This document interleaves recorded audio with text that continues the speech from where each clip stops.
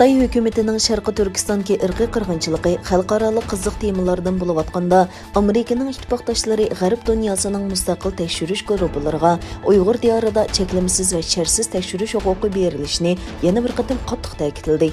Bloomberg xəvərləri to'rining 31 maydagi xabarda aytilishicha, Amerika bilan yaqin ittifoqdoshlik munosabatida bo'layotgan Avstraliya va Yangi Zelandiya hukumatlari Uyg'urlar duch kelayotgan navbatdagi siyosiy bostirishning haqiqiy ahvolini Xitoy axborotlaridan emas, balki naq maydon tekshirishi orqali egallashni talab qilishga boshlagan.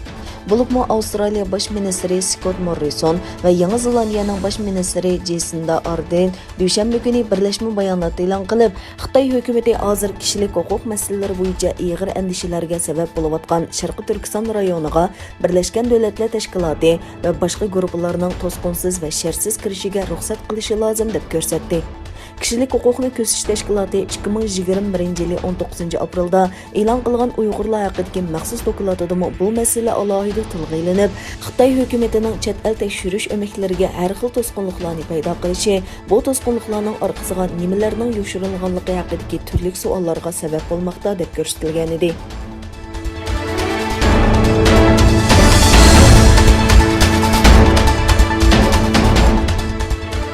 Kanada təvəzində sınıb kirishni ciddiyləştirişi yangi bosqichga ko'tarilayotgan bo'lib, yaqin buyon Uyg'ur va Tibet faoliyatchilarining parokandachilikka uchrayotganligi ko'plab ma'lum bo'lishga boshladi.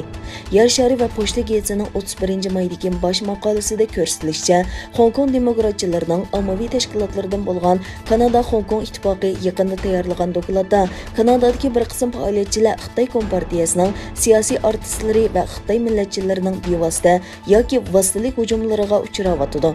Bu hujumlarning orqasida Xitoy kompartiyasining qo'li mavjud deyildi. Buningda alohida diqqat qo'zg'aydigan bir nuqta, Xitoy hukumatining iqtisodiy yordamga muhtoj bo'layotgan bir qism oliy maktablarining o'zlarimi tuymagan holda Xitoyning singib kirish faoliyatiga sovrin hozirlab berish bo'lmoqda ekan. Xəvərlər to'rida e'lon qilingan bu vaqtdagi maqolada Kanada oliy maktablarining mushu ahvoli keskin tanqidlanib, oliy maktablarning Xitoydan iqtisodiy yordamga erishishi amaliyotda millionlagan Uyg'urlarni qirg'in qilayotgan bir hokimiyatga sherik bo'lganligi barobar deyiladi.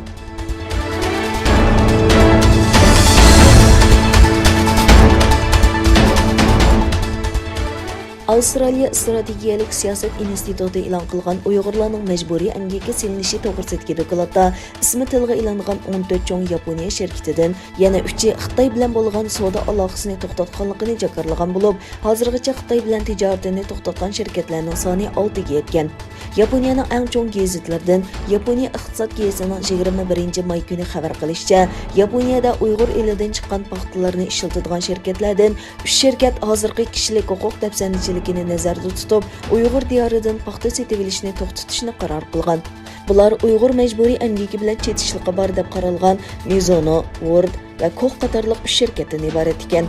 O'tgan yili 3-oyda Avstraliyadagi strategiyalik siyosat instituti e'lon qilgan dokladda Uyg'urlarga ilib berilayotgan majburiy emgak bilan chetishliqi bor deb qaralayotgan 14 yapon shirkatiga o'rin berilgandan keyin Yaponiya Uyg'ur jamiyati darhol harakatga o'tib, bu shirkatlarning xo'jayinlariga 2 qatim xat yozgan va muxbirlarni kutib olish yig'inlari chaqirgan.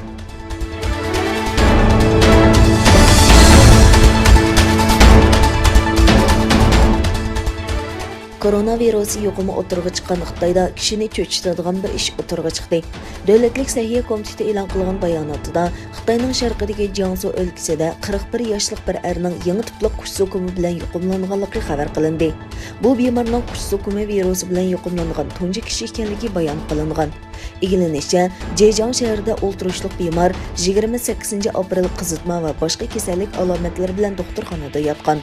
5-oyning 28 kuni bemorga H1N3 qush so'kimi virusi deb diagnoz qo'yilganligi bayon qilingan bo'lsa-mu, ammo virusning qanday yo'qolganligi to'g'risida hech qanday tafsilot berilmagan.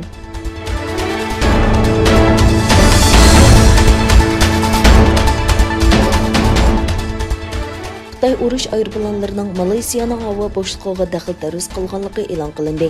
Malaysiya ھاۋا armiyasining yozma bayonotida aytilishicha, 5-oyning 31 kuni Xitoy ھاۋا armiyasining 16 aeroplanining Malaysiyaning ھاۋا boshluqiga دەخلى تەرۇز qilgan. Bayonotda Xitoy aeroplanlarının Malaysiyaning Borneo orolining dengiz savalkidan uchib o'tib, Sarawak dengiz qirg'oqidan 60 dengiz milliga yaqinlashgandan keyin qaytib kelganligi ko'rsatildi. Buning Malaysiyaning egilik huquqi va uchish bexatarligiga og'ir tahdid olib keladiganligini ta'kidlagan bayonotda, bu harakatning xalqaro xalq aviatsiya tashkilotining qoidasiga xiloflik ekanligini ta'kidladi.